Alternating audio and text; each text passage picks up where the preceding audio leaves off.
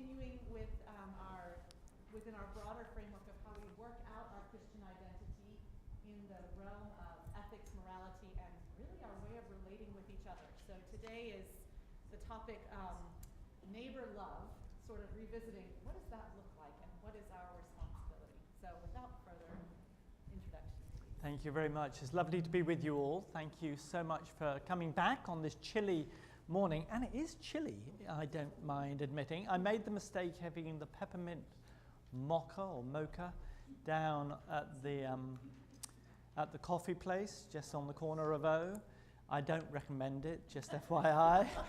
That's my big tip for this morning. I do love Georgetown. It's so beautiful. It's such an elegant... I mean, it's nicer on Sunday mornings than it is in the middle of the week, I must admit, in terms of traffic. Anyway, it's lovely to be with you all. As you all know, I'm world famous, and by that I mean 2 or 3 people have heard of it, for a little book called Lectionary Levity, which is one joke for every gospel in the lectionary.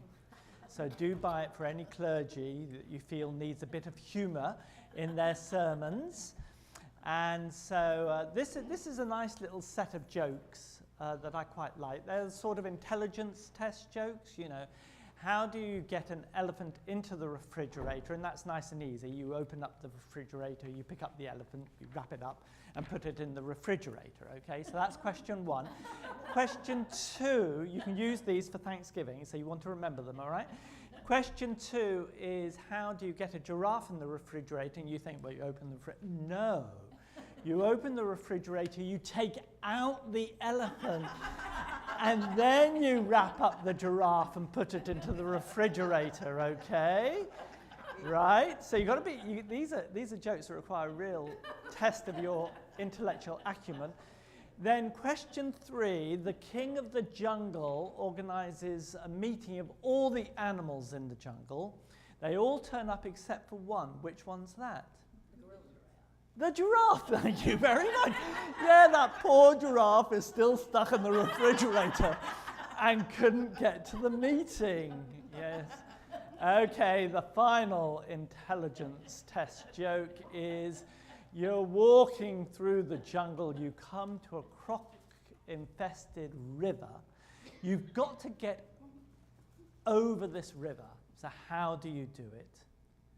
And of course the answer is you just wade through because all the crocodiles are at the meeting with the king of the jungle. There, you've got those jokes for Thanksgiving. Now, people say to me, how do you remember jokes? I'll tell you the way you remember a joke. You have to tell it within 2 hours of hearing it. So what you do is you go and find, you know, Rector Tim, sit him down, say, I've got to tell you 4 jokes. And then I'm afraid you'll remember them forever. I mean, that is the drawback. Okay, let me just stress. So we're going to think a little bit about love today. So 2 weeks ago, we talked a little bit about case studies. You remember? We talked about principles and the application of those Christian principles to situations. And we had some great conversations about what's the right thing to do, everything from genetic screening, should you share information about your genetic propensity for certain illnesses, all the way through to,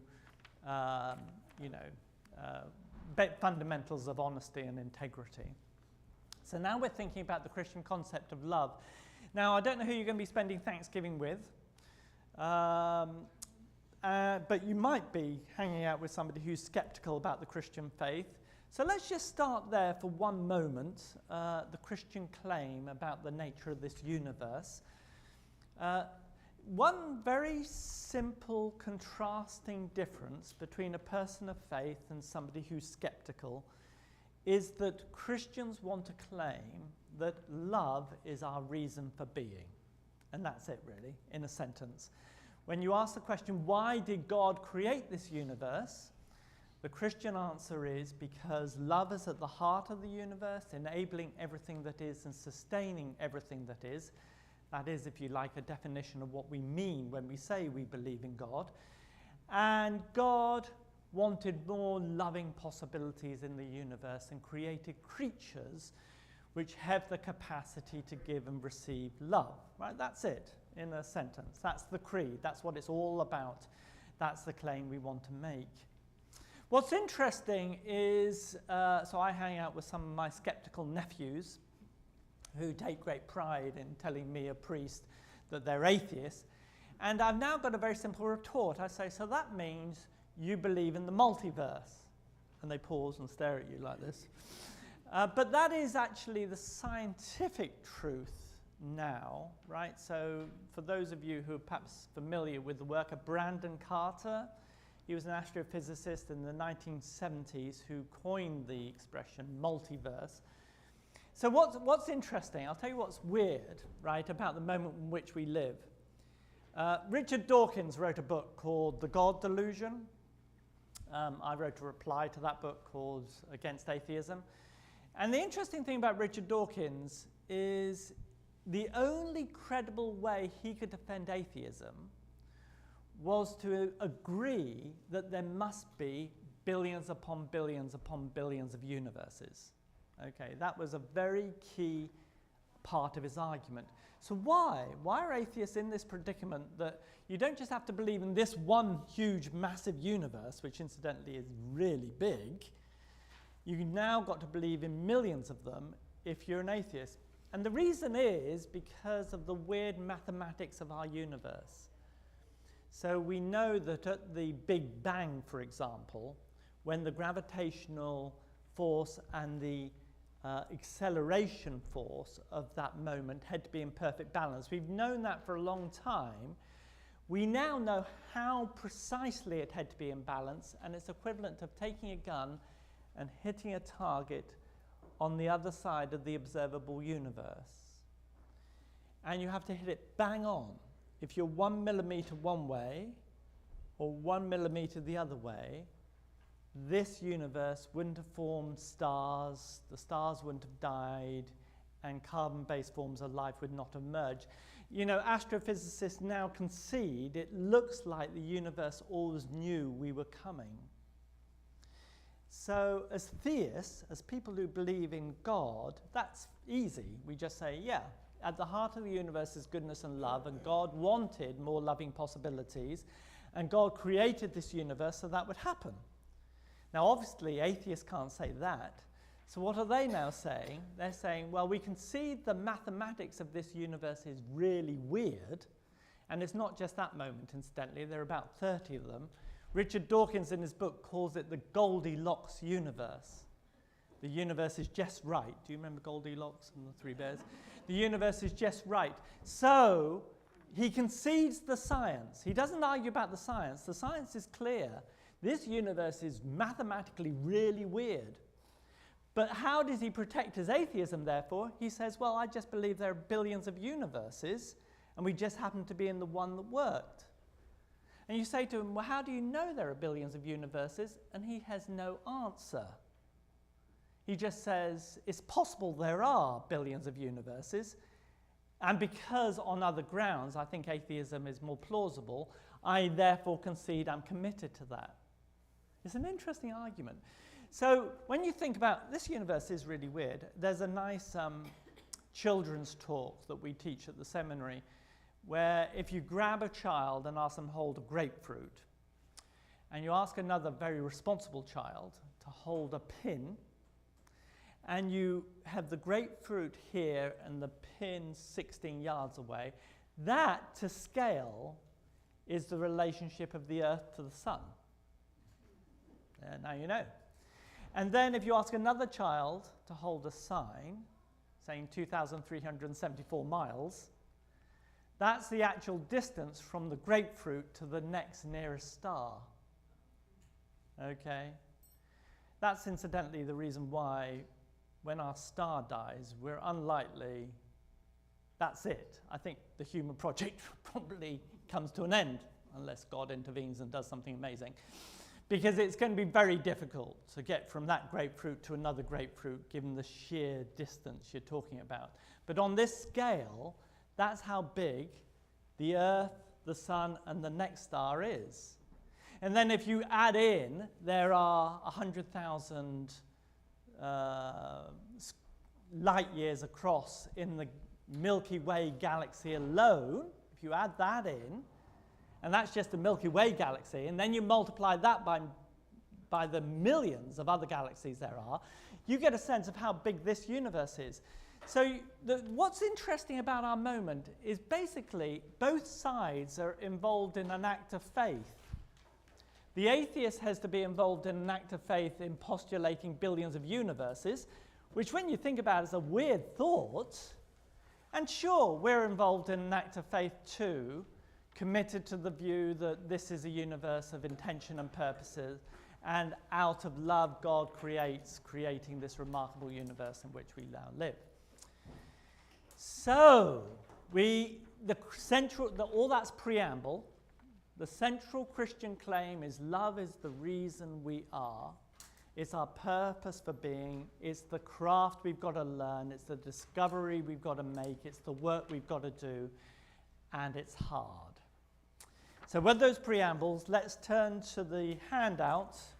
And I'm pleasantly surprised. I might have actually got too few copies of the handout. There are a couple. Gregory's got a couple. Okay, so basically page 1 is biblical texts. So Jesus is asked, which are the 2 great commandments? And Jesus replies, you shall love the Lord your God with all your heart, and with all your soul, and with all your mind. This is the greatest and first commandment, and the second is like it. You shall love your neighbor as yourself. On these 2 commandments hang all the law and the prophets. So, in other words, the Christian claim is we orientate our life by focusing on the source of love that is love itself, which is God. And therefore, the second is like unto it. As a result of that focus, we then allow ourselves to love our neighbor as ourselves. And that, in the end, is it, although it is difficult. You know, the Greek word there is agape. That's how the English pronounce it. Americans like to say, yeah, which sounds to me like one of those little fish, you know. So I can't quite manage to say that. I'm working hard to learn American. And actually, this concept is often mistranslated or misinterpreted. It's the popular phrase used to describe that word is selfless love. That's actually really quite misleading. Notice when the second great commandment is love your neighbor as yourself. So it's not selfless love here, because self-love is assumed, right? So you love your neighbor as you love yourself. So self-love is not incompatible with agape. In fact, if you look at 1 John 4, God is love, and those who abide in love abide in God, and God abides in them. So therefore you have complete habitation of love. Love has been perfected among us in this way, that we might have boldness on the day of judgment, because as he is, so are we in this world. This is lovely. There is no fear in love, but perfect love casts out fear. For fear has to do with punishment, and whoever fears has not reached perfection in love. We love because he first loved us. Okay. And then, of course, you've got 1 Corinthians 13, the hymn to love. What I love about that hymn, you know, Paul's dealing with this church in Corinth. My goodness, the stuff that's going on in Corinth. Trust me, if anybody ever worries about the Episcopal Church and its divisions and all, just live for a moment with Paul's letter to the church in Corinth. It's an extraordinary letter, and it makes you realize that Christ Church Georgetown is pretty tame in comparison. I mean, you know, people were turning up and getting drunk at the Eucharist. I mean, they were drinking so much, they were getting drunk. You know, Paul has to say, you really shouldn't drink so much when you come together for these agape meals. You know, they were arguing over the gifts of the Spirit. There was sexual immorality in the congregation. I mean, the whole epistle, the whole letter is just one problem after another, after another, after another, weird things going on. And he interrupts this argument where it's clearly when you've got lots of friction and tension in a community, there are divisions. And he interrupts it with this extraordinary, it's like, wow, Paul, you were having a really good day when you wrote that hymn to love that you just dropped right in the middle of this argument about unity and then tongues and the gifts of the Spirit and whether they're a good thing or a bad thing. And he, whoop, drops this extraordinary hymn in, which, of course, you've all heard and is often read at weddings. Love is patient, love is kind, love is not envious or boastful or arrogant or rude. It does not insist on its own way. It's not irritable or resentful. It doesn't rejoice in wrongdoing, but rejoices in the truth. It bears all things, believes all things, hopes all things, endures all things. Love never ends. And right at the end, and now faith, hope, and love abide. These three, and the greatest of these is love. Okay, so let's think a little bit about all this. So stage one of my argument is love is our reason for being. God always intended this universe to be a universe where loving options emerge. God succeeded in doing that by creating this remarkable universe, and we're being constantly invited into a loving relationship with God and with each other. However, the weird thing about being human is most of us quite like being sinful. Now, I don't mean we enjoy it in the sense of, we sort of know that, getting frustrated with another car on the road and using an expletive when they cut you up, you sort of know that that's not helping the situation. The person in the other car can't hear you. You're raising your own blood pressure. So you sort of know that it's not the best thing to do in this situation, but we still do it. And in a weird sort of way, we quite like it. That's the thing about sin. We actually quite like it.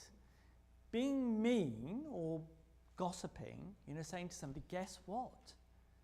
Something's happening to this person. It's a real scandal. They're in trouble. I mean, there's something quite nice about it. You see a post on Facebook, you think, I don't really agree with the politics there. So you decide to comment with some colour.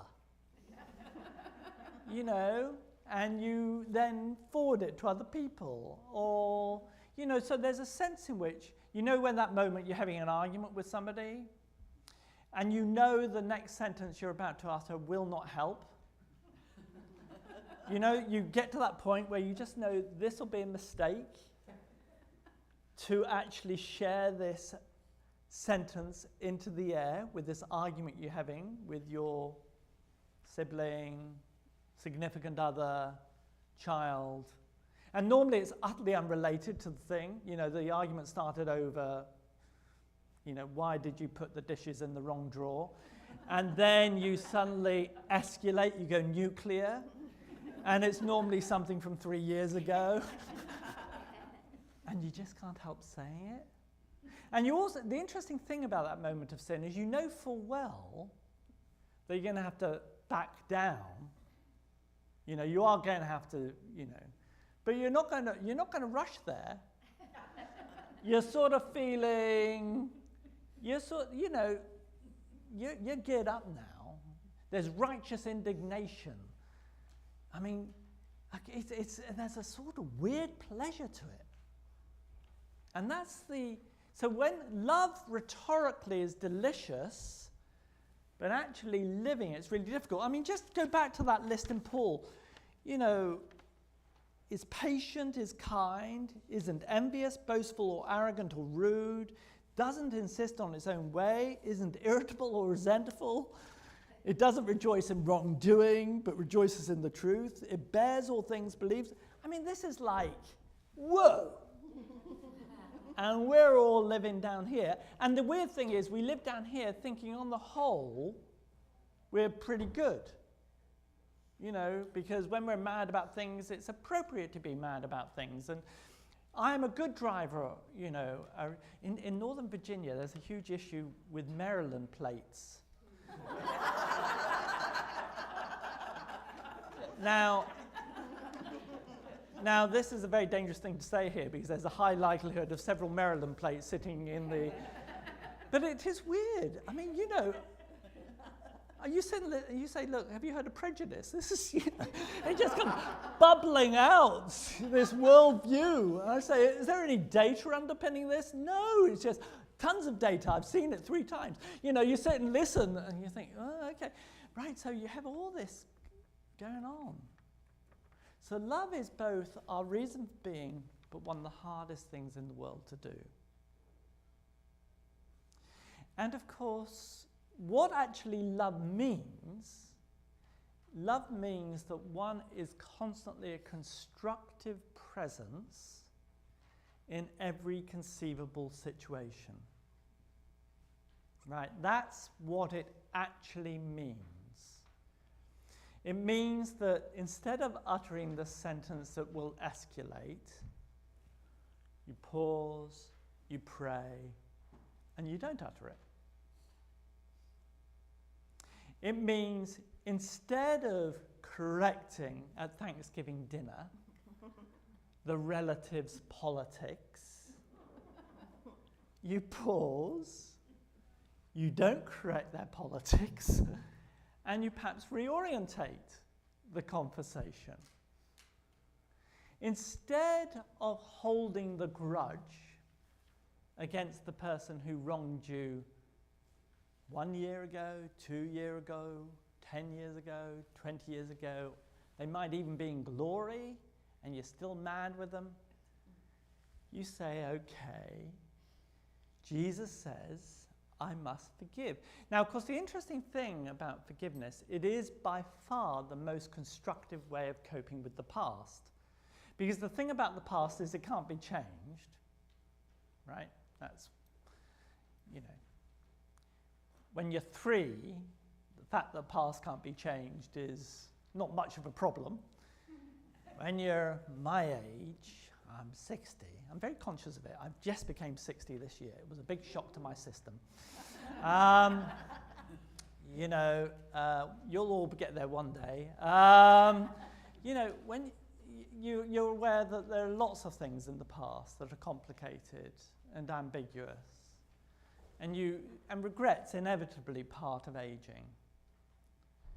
But learning both to forgive others and forgive yourself is a crucial part of coping with the past. Do you know, there are lots of sentences in Scripture that every Christian totally ignores. And I think one of them was that moment when Jesus said, and I'm sort of with Peter on this, Jesus tells people you ought to forgive your neighbor. Okay, and Peter, I think, very reasonably says, well, okay, Lord, I get forgiveness. Can we settle on 7 times? Don't you? And I'm sort of with Peter. And to be honest, getting to 7 is quite an achievement. You know, because trust me, most people will give people a break once, and then, of course, thanks to baseball, 3 strikes, you're out. I mean, you know, we sort of stop at 3. If we were Peter who said, look, we got a game in America, Lord, and it says you get 3 chances, you don't get 7, so 3 strikes, you're out. If you can't amend your life, I'm not going to forgive you a 4th or a 5th. But what did Jesus say? 70 times 7. And no, you're not supposed to sit down and work out what 140. You know, it's extraordinary. Utterly extraordinary. Love obligates us to forgive a person who wrongs us, not once, but 70 times 7. So those human lives that are coping with a marriage that failed, or those families that are coping with parents who neglected them because they were too busy, or whatever it is, that argument you had over inheritance with a sibling, In the South, apparently, it also comes down to the silver. That was what I've recently been told by Father Hawkins. You know, whatever it was, the Christian obligation for those learning the craft of love is to simply forgive. And of course, the power of that is that the shadow of the past can't impact the present. You know, this is basic psychotherapy. What happens is when we're damaged in the past, we become damaging in the present. And the only way you can ameliorate the damage of the past is come to terms with it in some way. And the gospel invitation is to surrender it, give it to God, forgive, move on.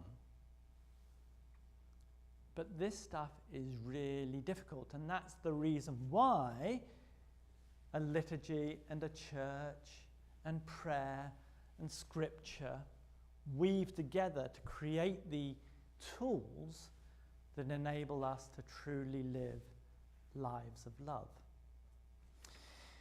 So let's just go down my 4 points on the back of your sheet. So the oldest question in the history of ethics is, why not live selfish lives? That's the question that Socrates asks. That's the question that's dominated the history of the literature. You know, and by selfish lives, I don't mean, you know, mean lives necessarily. I mean a rational egoist, and by that I mean somebody who constantly calculates what course of action best furthers your own self-interest. And that can mean that you're quite nice, right? A rational egoist need not be mean. You know, you learn when you're 3, if I share toys with other children, then I have more toys to play with. And that means I have more variety, and that's really nice. So, of course, there are self-interested reasons for altruism. That's definitely true. And sure, you know, you can be a person who calculates that on the whole, it's nicer being nice to people because then they're nice to you and life's easier than being mean. So there are lots of self-interested reasons for being nice to people. But of course, there are situations where what's in your self-interest is also wrong or incompatible with the law of love. You know, so when I wrote a book called Do Morals Matter? And I start that book off with a classic dilemma, and we're not sure where it came from. We suspect it was Richard Hare at the University of Oxford who first framed it. And I update it in terms of technology. So in this particular thought exercise, I invite people to imagine there's a lever in the middle of this room. And if you pull the lever, an unknown person on the other side of the globe will collapse, ostensibly of a heart attack. Okay, so it's a web experiment worthy of Elon Musk, and you know, this poor guy went to a dentist not knowing that the little chip being stuck in his tooth was actually connected to this intricate web of untraceable connection to this lever in the middle of this parish hall at Christchurch. And then you sort of think through, okay, so what the thought exercise is inviting you to think of an effortless murder for huge gain, right? That's the purpose of the thought exercise.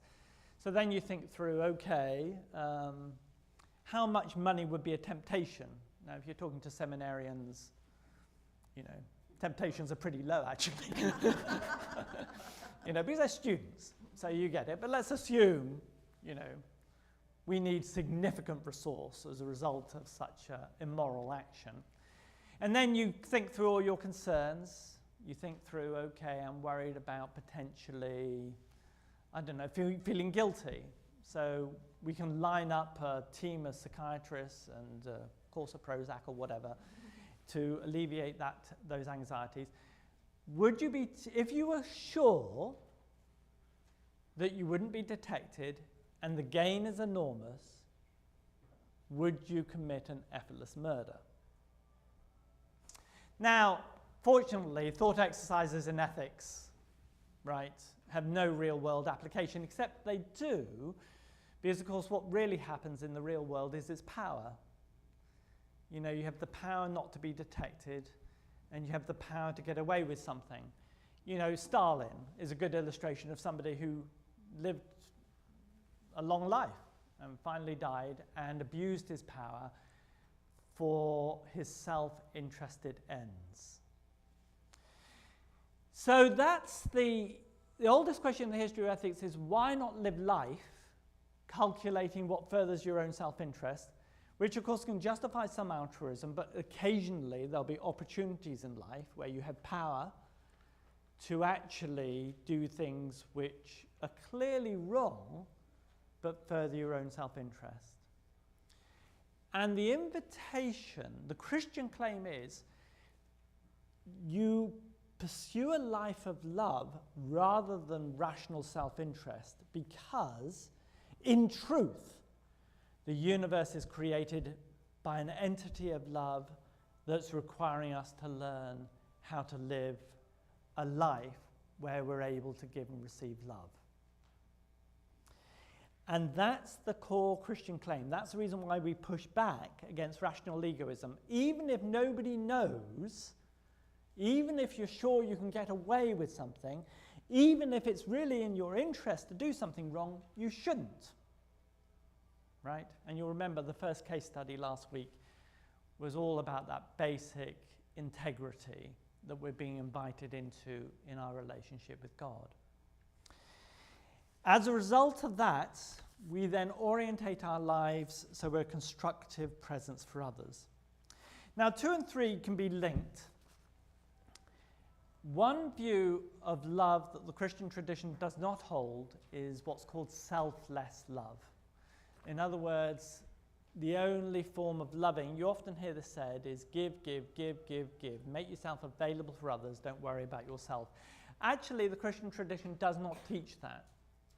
The Christian tradition teaches that you need to love yourself, and out of an aware, self-confident self, you're able to love others. This is sound psychology. You know, in other words, the invitation of love is not to become a doormat for others to use. The invitation of love is to constructively be aware of who you are and what you're being called to be, and then engage in appropriate constructive relationships with others. That's the invitation of love. So selfless love is not a Christian virtue. You love your neighbor as yourself. You actually, so you do take into account what you need, you know. If you're working too hard, you should go and play golf. Do you know the worst thing about talks like this is all the illustrations, I end up thinking of illustrations for me, you know. I mean, that's one of the problems I always do when I'm listing sins, is I end up listing all my sins, okay, so it's a real pain. You know, you end up being a little revealing about yourself in a way that's sort of scary, really. Anyway, yes, you know, whatever it is, you know, there is an appropriate recognition that I need to love myself. I need to take care of myself. I need to eat well. I need to exercise well. I need to spend time with people who matter in my life. I need to have a break from work. I need to make sure that I sleep well. I need vacation time in the summer. This is not inappropriate, and nor is it incompatible with the obligation of love. In fact, it's part of it. Because a person who has a self, and out of that self can then love others. So it's the person who is healthy in themselves that one can then create healthy relationships with other people. So in other words, relationships can become unhealthy by being, you know, excessively needy, for example. You know, the person who searches out other relationships out of a desperate sense of lack of self-affirmation, and as a result ends up just becoming a pressure or a stress on that other human being. Right? So, I mean, the weird thing about Christian ethics is increasingly it's confirmed by the best in the science of psychology and psychotherapy. You know, one needs a healthy sense of self. When you have that healthy sense of self, then you are in a position to have healthy, constructive relationships. So when you're in a position where you are, for example, controlling appetites, whether it's sexual or it's alcohol or it's food, whatever the appetite is, where a person has those things in control in their own lives, they're more likely to have healthy relationships with other people. I mean, when you think about it, I mean, the biblical mantra, of course, the key text is everything in moderation. Paul didn't write to the church in Timothy, to Timothy, because he didn't write that epistle, but it's nevertheless true and of Holy Writ that, you know, appropriate control of appetite is a key to healthy self that enables you to have healthy relationships with other people. Okay, and then you end up with this very simple insight that what all this is about is a constructive presence in the relationship with others. Now, one part of love that became very fashionable in the latter part of the 19th century was to insist that there should be no discrimination. You shouldn't love some more than others. This was actually part of Jeremy Bentham and later John Stuart Mill and the whole movement, what's called utilitarianism. Utilitarianism took the view that what you should do is calculate the end and try and work out what will bring the greatest benefit to the greatest number of people. And actually, in itself, was not a bad movement at all. It was very important for prison reform in the 19th century, so it had lots of good things about it. But actually, it's not a Christian ethic at all. Christian ethics sees responsibility going out in concentric circles. In other words, of course I care about every child in the world, but God has given me a particular responsibility for one particular child, you know, that my wife and I had the privilege of bringing into the world, and his name is Luke Stephen Austin Markham, okay? So I have a particular responsibility to him. I have a particular responsibility because that's the initial concentric circle. God places us in a network of relationships, of family, for which we have particular responsibilities. And it isn't true to say that every child in the world should be counted to the same extent as Luke, right? That isn't true to say. That's one concentric circle. The second concentric circle is the neighborhood where you live. You want to be constructive present there. The church you attend, the importance of giving to that church. See, did I do that nicely? And can I just stress that I was not told to say that? That was just a Holy Spirit moment that I imparted to you. But sure, this is a community for which you have a responsibility, and if you want program in this community, that needs some resource. You know, the theology of giving in the Christian tradition is really interesting, of course, because it's technically a privilege, which is often overlooked, because in the end, God's God. And you know it's a privilege because, you know that lovely story in the Sermon on the Mount where Jesus, the disciples, they're watching gifts being made at the temple.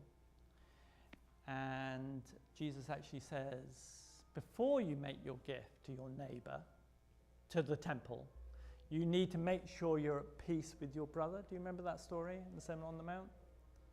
So what's interesting about that, of course, is, and you'll notice that's the order of it in the liturgy of the Episcopal Church. You know, you have the offering just before the, you have the peace just before the offering. right? So that's all by design. That's based on that text. You have an obligation to be living a life of love and at peace with your neighbor comes before the privilege of giving to God.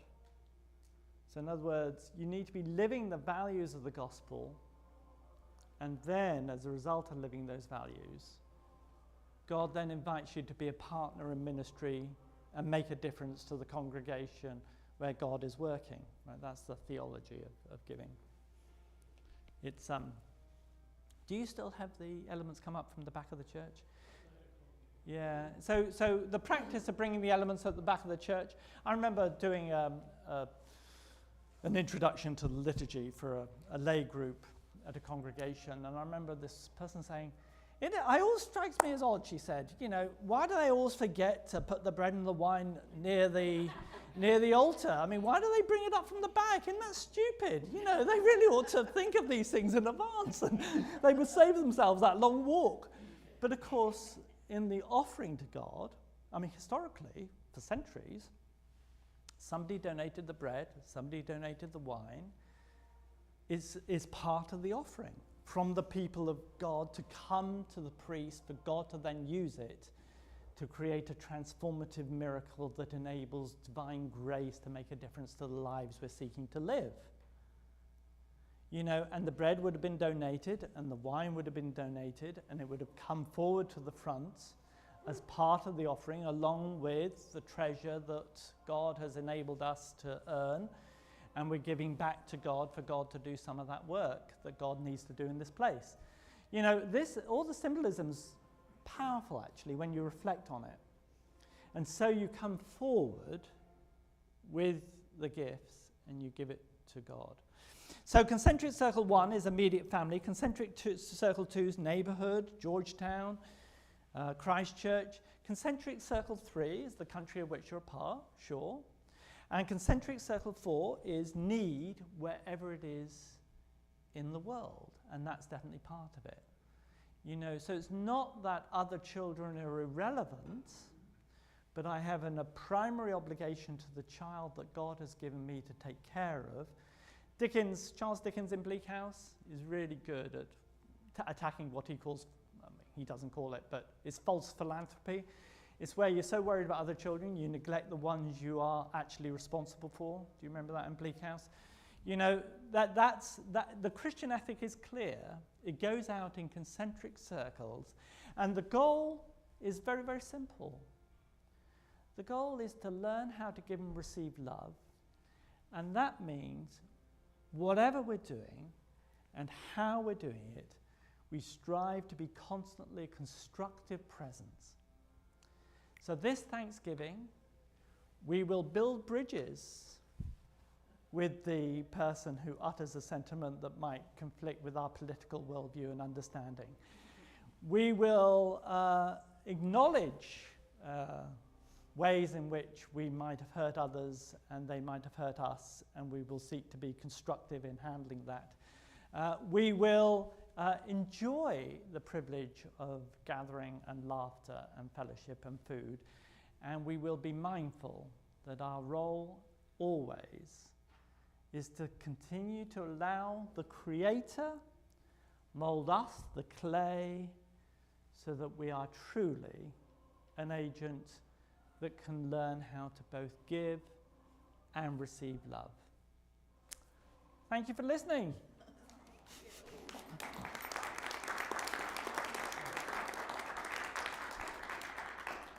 And you have church in 10 minutes, so happy to take any questions.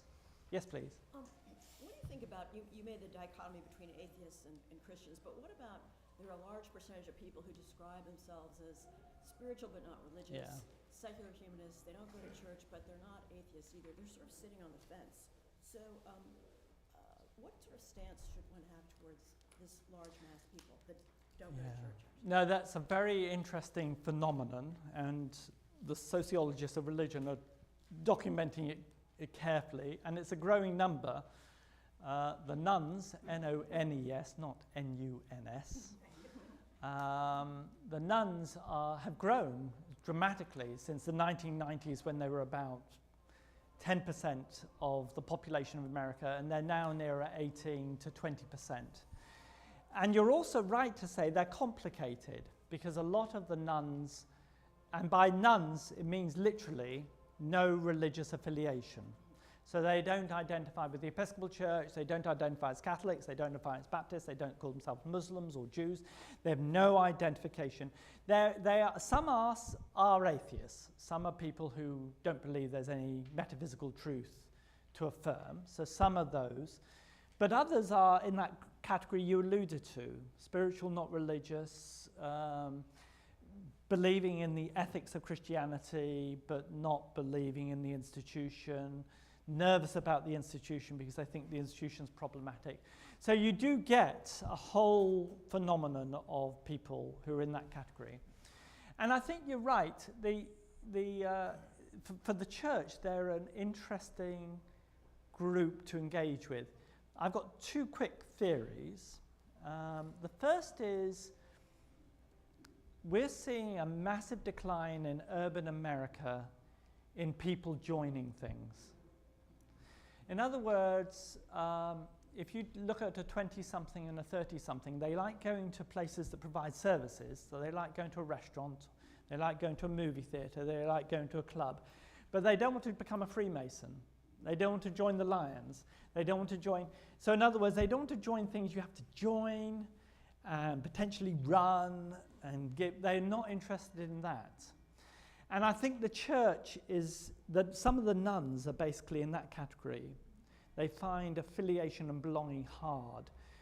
And that's a challenge for the church because we are by definition a belonging group of people. And I think what most congregations are doing